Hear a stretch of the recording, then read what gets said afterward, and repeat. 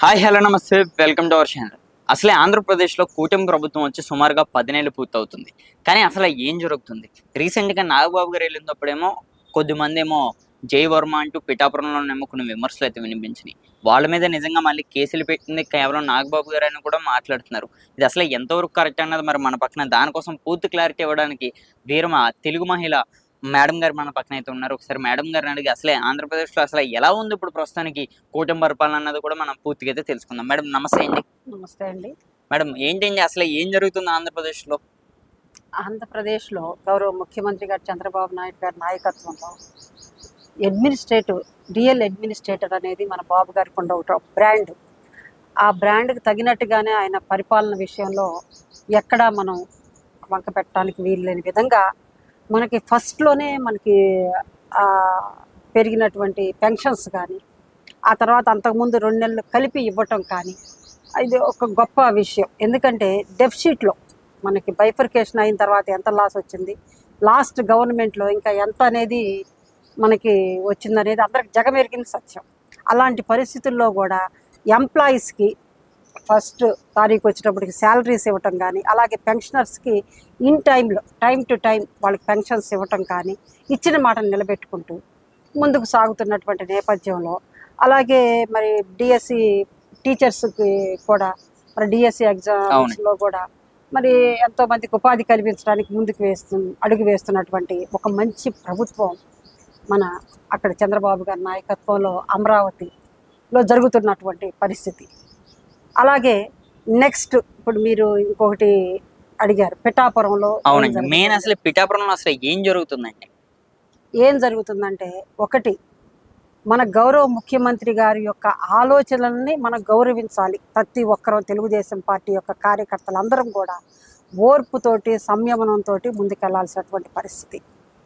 అది కొంచెం నేనేం చెప్తున్నానంటే, పార్టీలో ఆనాటి ఆవిర్భావం నుంచి ఈనాటి వరకు కూడా మేము పార్టీలో ఉండి, అలాగే గౌరవ ముఖ్యమంత్రి గారు చంద్రబాబు నాయుడు గారు మనోభావాలని మనం దృష్టిలో ఉంచుకొని ఆయన యొక్క ఆలోచనలకు అనుగుణంగా మనం ముందుకెళ్లాల్సినటువంటి పరిస్థితిలో టీడీపీ కార్యకర్తలైనటువంటి వారేమి వర్మగారైనటువంటి వారు కొంచెం సంయమనంతో, ఓర్పు సహనంతో మనం దేన్నైనా సాధించవచ్చు అనేది చంద్రబాబు గారిని చూసి మనం నేర్చుకోవాలి.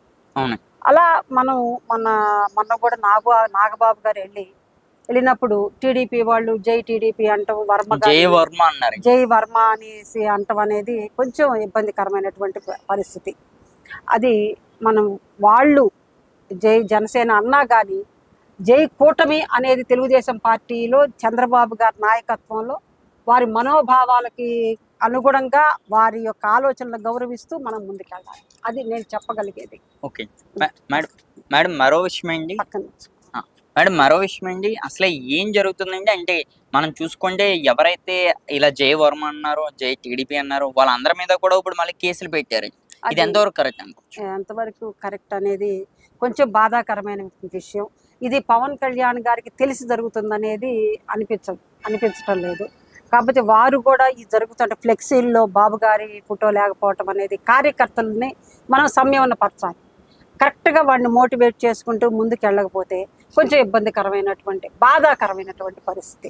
అలాగే పవన్ కళ్యాణ్ గారు వీటి మీద దృష్టి పెట్టి ఇలాంటివి, ఎందుకంటే వారి మధ్య ఉండేటువంటి ఆలోచనలకి అనుగుణంగా కార్యకర్తలను కూడా నడుచుకునే విధంగా ముందుకు తీసుకువెళ్ళి కార్యకర్తలను సంయమనపరుస్తూ వారిని గౌరవించాలి. ఈరోజు చంద్రబాబు గారు ఆ రోజు ఎందుకంటే సంతోషంలో ఉన్నప్పుడు ఎంతోమంది ఉంటారు, కష్టంలో ఉన్నప్పుడు వెళ్ళి ఆదరించిన వాళ్ళ యొక్క గొప్ప మనసుని మనం గౌరవించాలి.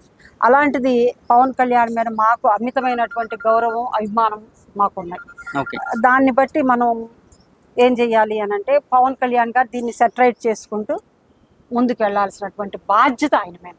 మేడం మరో విషయం ఏంటి, ఇప్పుడు ఏదైతే ఈ ఇష్యూ జరుగుతుందో కూటమి తరపు నుంచి పవన్ కళ్యాణ్ గారికి నిజంగానే ఈ ఇష్యూ తెలియకుండానే జరుగుతుంది అనుకోవచ్చండి? ఇప్పుడు జరుగుతున్న కేసులు కానీ ఇవన్నీ కేసుల విషయంలో ముందు ఇప్పుడు ఎలా ఉంటుందంటే అండి, మనకు తెలుసు జనసేన కార్యకర్తలు అనేది కొంచెం దూకుడు స్వభావం అనేది అందరికీ తెలిసినటువంటి విషయం. అలా ముందు వెళ్ళి ఆ ఆవేశమైనటువంటి ఆలోచనలతోటి ముందుకెళ్ళి పెట్టవచ్చు.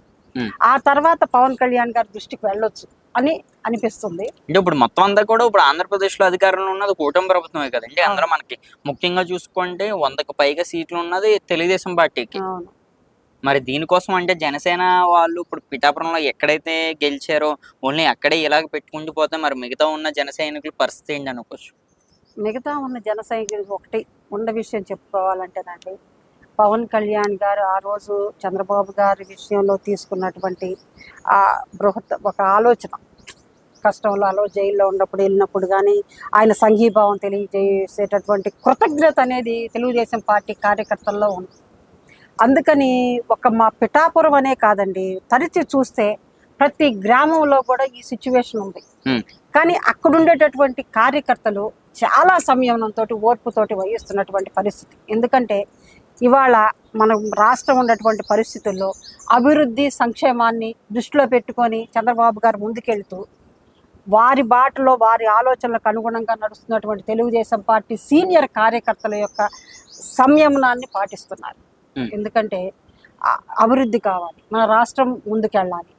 అలాంటిది తెలుగుదేశం పార్టీ కార్యకర్తలే చంద్రబాబు గారికి రిస్క్ బాధ కలిగించకూడదనేటువంటి ఆలోచనలతోటి వారు చాలా ఓర్పుతోటి పవన్ కళ్యాణ్ వారి మీద కృతజ్ఞత భావంతో ఉన్నారు. ఇప్పుడు వర్మ గారి పరిస్థితి ఏమైంది అనుకోవచ్చండి పిఠాపురంలో ఎక్స్ టీడీపీ ఎమ్మెల్యే గారు? అవునండి, ఒకటి వర్మ గారికి నిజంగా చేతులెత్తి నమస్కారం చేయాలి. ఎందుకంటారు, ఆ రోజు పవన్ కళ్యాణ్ గారు పిఠాపురం నాకు సీటు కావాలన్నప్పుడు వర్మ గారు అందరికి ప్రజల మనిషి.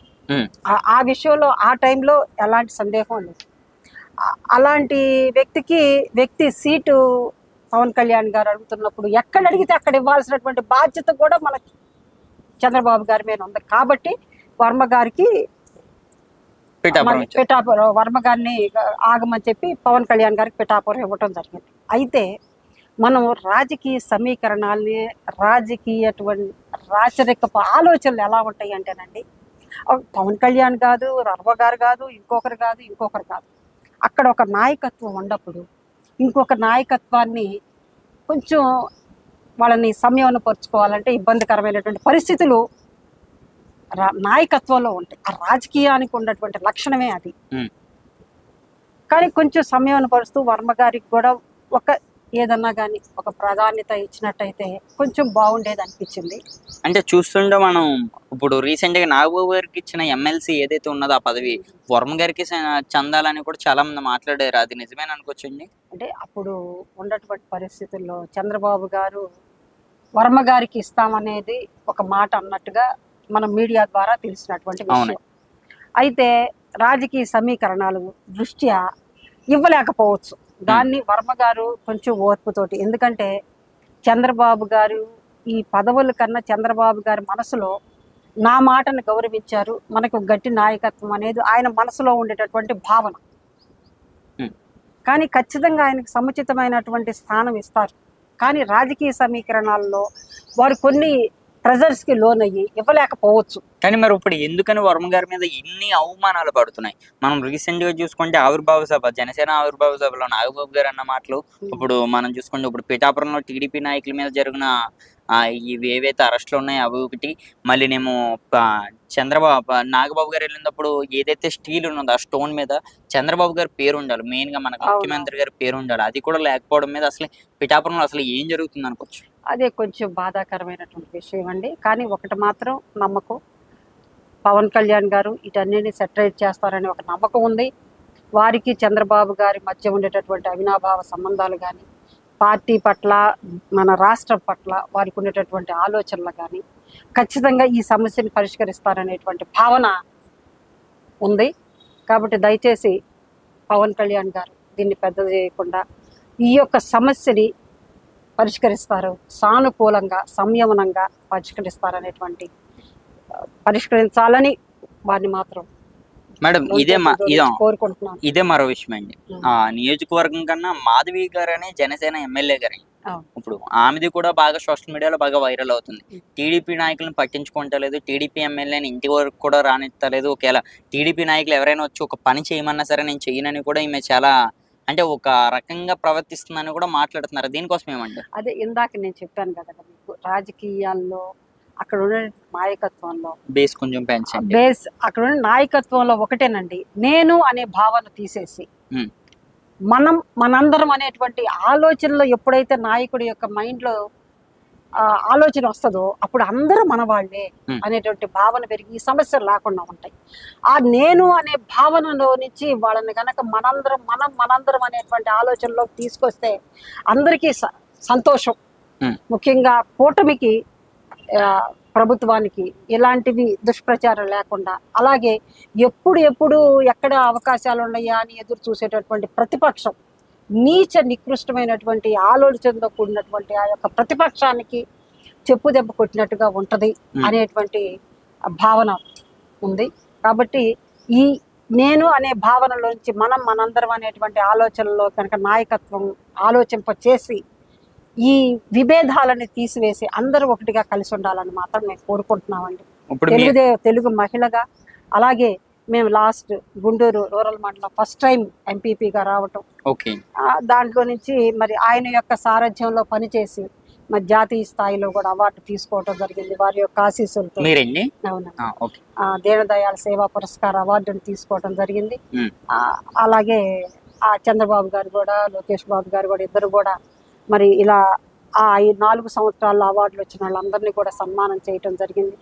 అట్లా ఒక మంచి ప్రభుత్వం అండి, మంచి అడ్మినిస్ట్రేటర్. ప్రజలకు కావాల్సింది వాళ్ళ భయం అనేటువంటి ఆలోచనలో నుంచి, ఒక అభద్రతా భావంలో నుంచి వాళ్ళ స్వేచ్ఛగా వాయువులు తీసుకుంటున్నారు.